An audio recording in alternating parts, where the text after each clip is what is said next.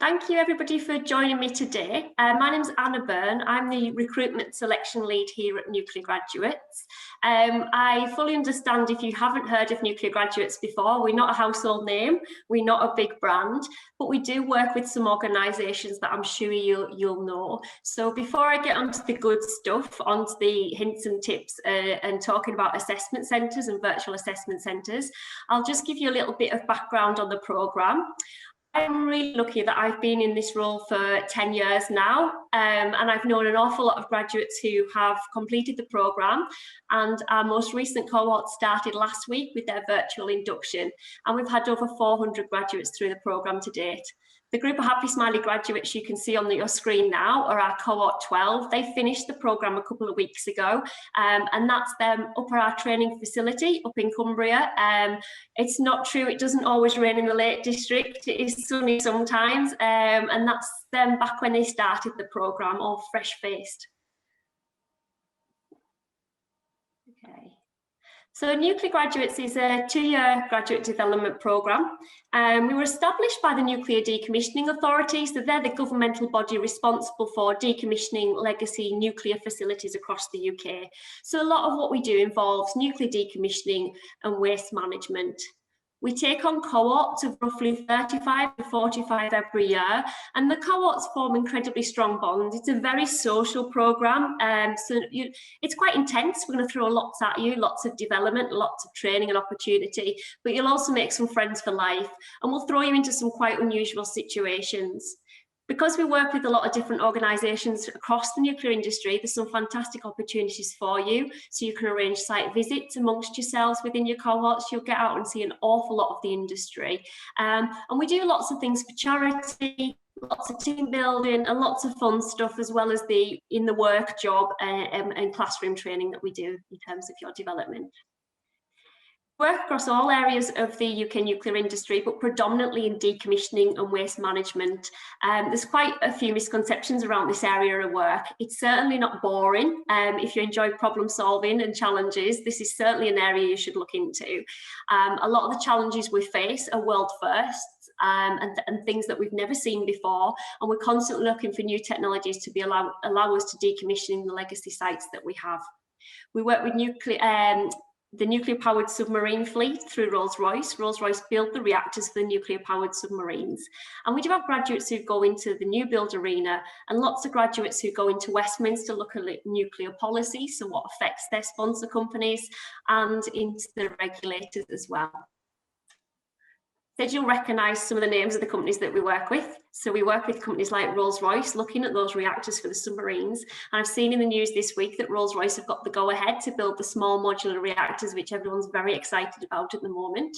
We work with Magnox and Sellafield. Those are organisations that look at nuclear decommissioning and waste management. The Nuclear Decommissioning Authority don't just own the graduate programme, they take on nuclear graduates every year as well. Radioactive waste management are a really interesting subsidiary of the NDA, and they're responsible for looking at the siting and the build of the deep geological facility that we need in the UK to store nuclear waste long term. And finally, the regulator, the Office for Nuclear Regulation, again, really unique in that they look after all aspects of the nuclear industry. So their graduates get to see everything from the production of nuclear fuel, the design assessments of new build reactors, right through to waste management and defence. I'll just quickly touch on our opportunities in case any of you are looking for graduate programmes in 2021. Lots of opportunities for engineers and scientists, and we've just had some new roles added in the last few weeks for physics and geology. We also take on an awful lot of non-STEM graduates, so while you're with us, you do 3 secondments in 3 different locations. Traditionally, we've needed lots of STEM graduates for the industry, so they've built their experience working around the industry before rejoining their sponsoring company. But we've also found that the model works really well for non-STEM graduates. So we have opportunities in things like business operations, HR, and strategy and programme management. Okay. That was a quick whistle-stop tour of nuclear graduates. I promise I'll get onto the good stuff now. Things have changed hugely in the time that I've been working in graduate recruitment. The focus of how we assess candidates has changed, and the methods that we use has changed as well. So even before COVID, a lot of the work that we done, the assessment work, was online. We get lots of applications, but we do say don't let that put you off applying, because we're looking for the right people.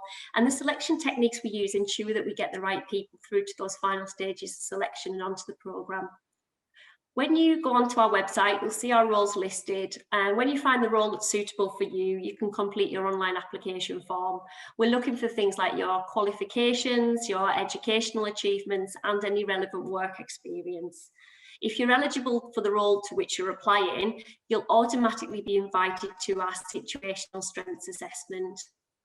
We recognised a few years back at Nuclear Graduates that not everybody has the same level of opportunity to get experience running up to finding a graduate programme. So our strengths assessments assess you on your potential. What can you bring to the programme? What makes you tick? What motivates you? It's been proven that if we find a role that we enjoy, we work better, and we enjoy our time and we perform better. So we're looking for candidates who demonstrate the attributes that we know will make them a successful nuclear graduate.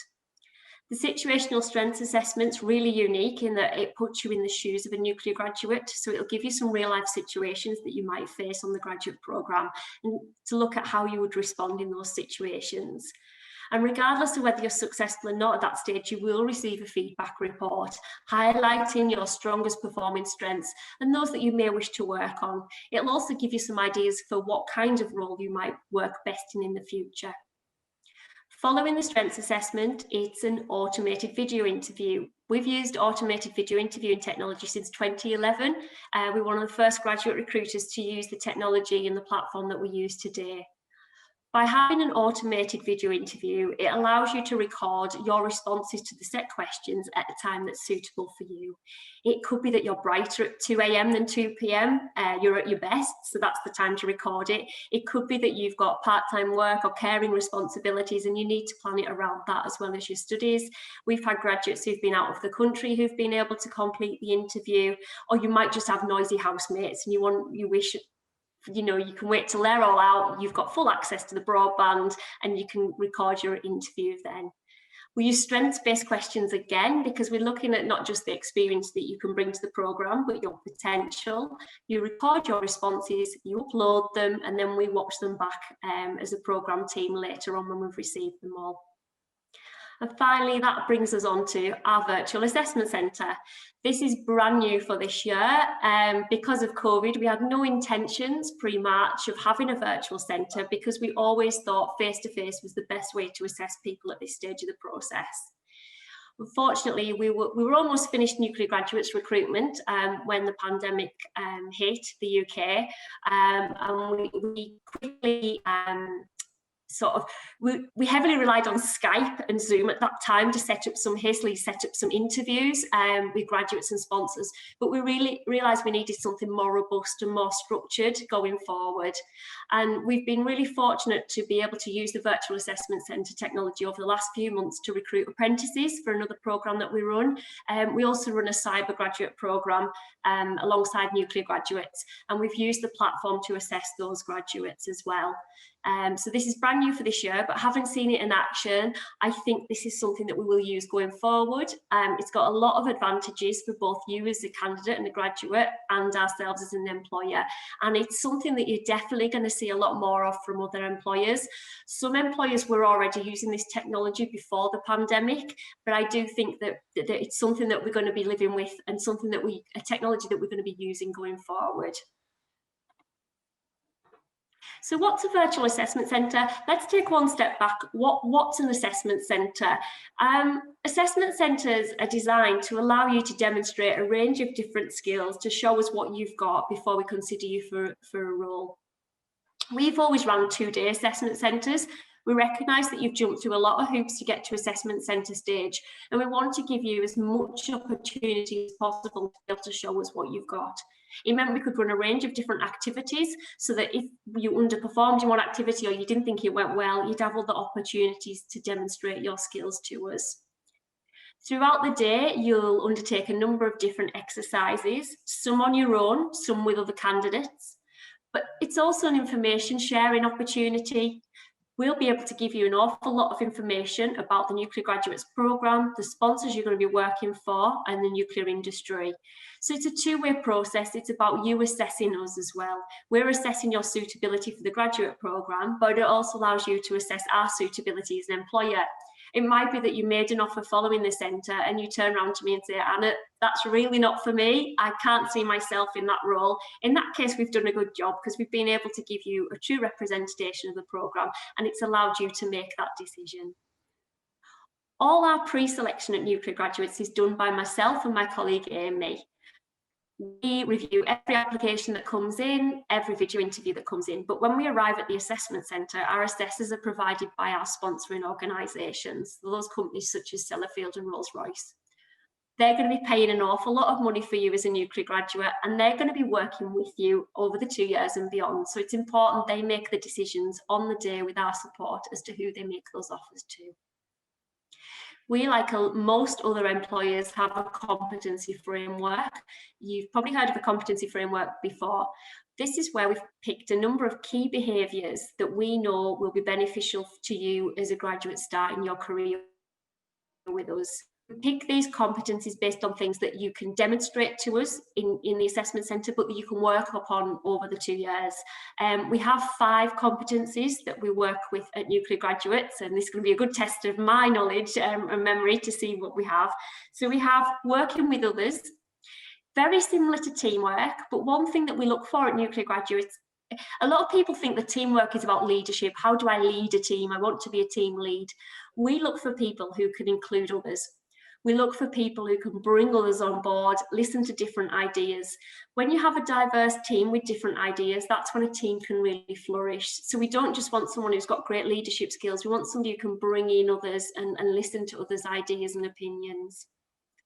It's really important. You're coming into an industry where a lot of the work we do is project work and it's multidisciplinary.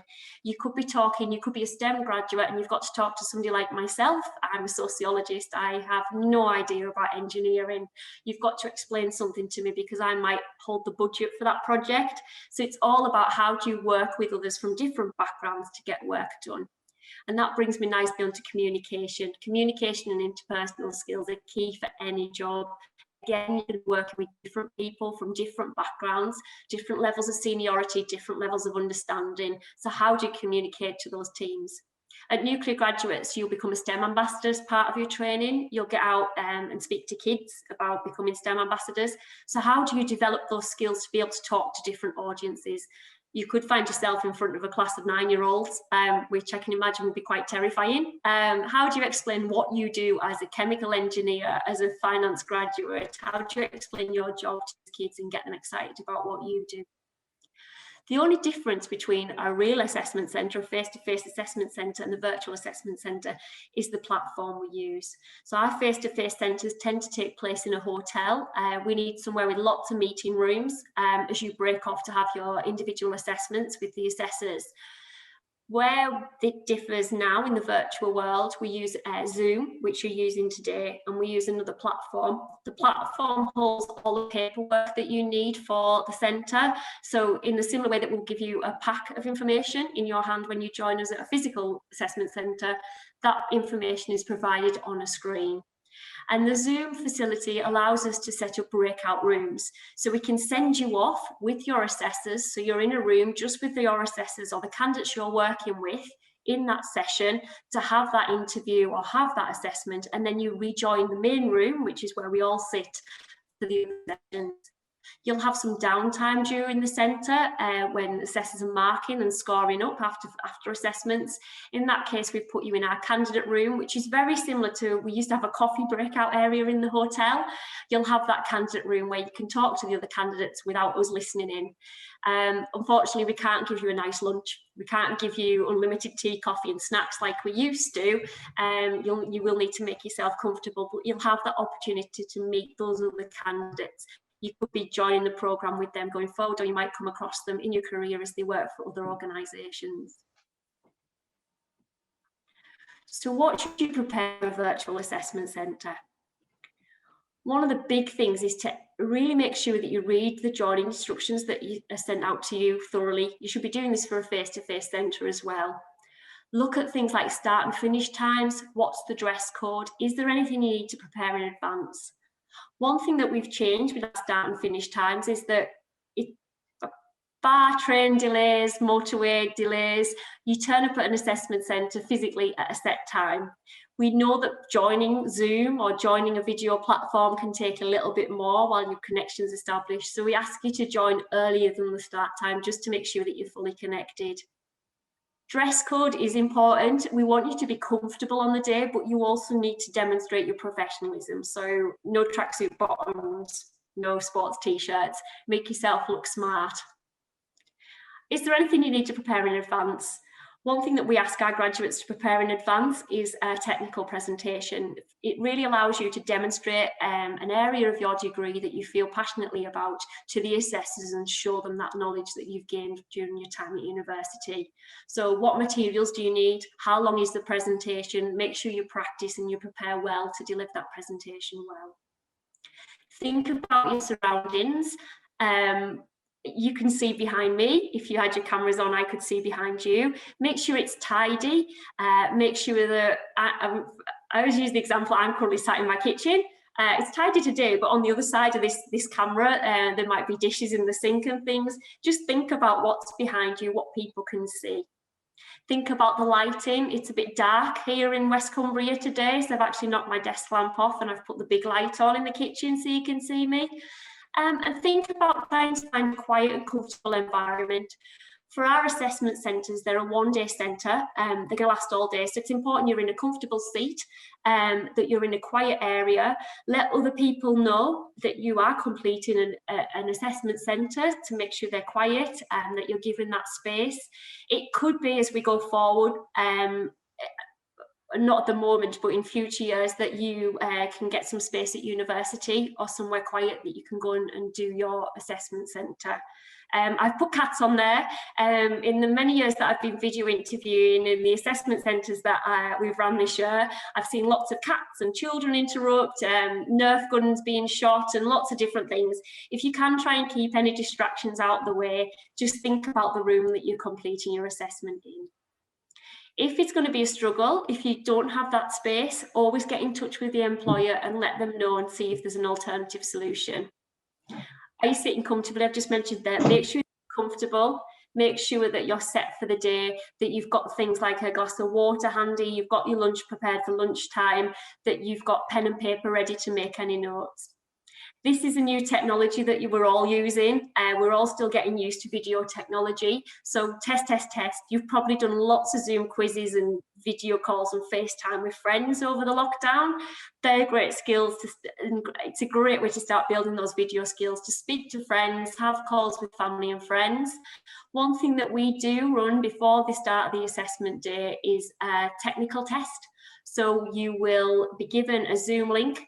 You'll be given log-on details for our assessment centre platform, and you'll be able to dial into my colleague Charlotte in the office, and she will walk you through how you access the two platforms to make sure you're comfortable with the technology before we get underway.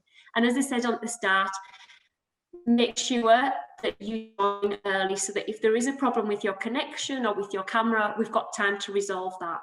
As part of the join instructions that go out to you, it'll detail what technology you need to complete the video interview. So you can really check you've got access to the platform we're using, you've got access to video, and that your equipment works well before you get underway. Okay, so during the virtual assessment centre, the only thing that's really changed for us with the virtual assessment centres is Zoom etiquette. It's a bit more difficult to work in a group and with others over video when you're all in different locations. Working together, maybe in a group exercise or with another candidate, is a lot more straightforward when you're in the same room, and you can pick up on nuances on people's body language, prompts for somebody talking. It's a little bit more difficult on video. Really listen closely to others, listen to what they're saying to you, listen to the instructions that are being given to you. If you're not sure of anything or you feel like you've misheard something, ask. If somebody's microphone's a bit quiet, ask them to sit a bit closer or to repeat things if you're not sure. One of the big things that we see in meetings and in video events, video calls and things, is this problem where everyone's quiet at the start and then everybody speaks over each other.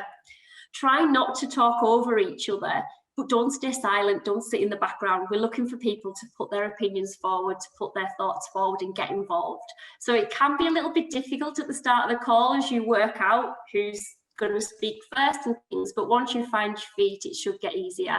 So try not to speak over other people. Give them the floor if they start before you, but don't be afraid to say what you've got to say. Think about your body language. If you're fidgeting, if you're moving around, I fling my hands around an awful lot and I still do it and I know I shouldn't. Think about the image you're portraying and your body language. Stay positive, sit upright, make sure you're engaged. And read those materials you receive thoroughly. And again, if you're unsure of anything, ask. If there's anything in those materials that don't make sense, ask.